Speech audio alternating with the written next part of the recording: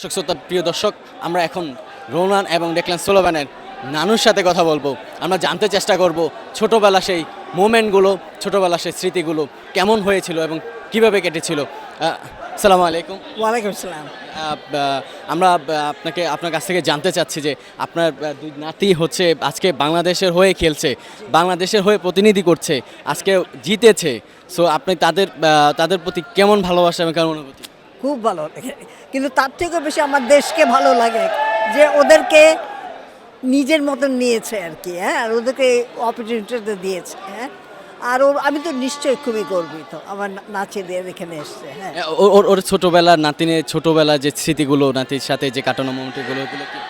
ওরা দুজনে যমজ তো খুব এক কাছে কাছে ছিল আর কি। আর প্রথম থেকেই ওরা ফুটবল খেলে, প্রথম থেকেই, কারণ ওর বাবা মা দুজনেই ফুটবলের মধ্যে, ওর দাদাও ওটার মধ্যে আছে।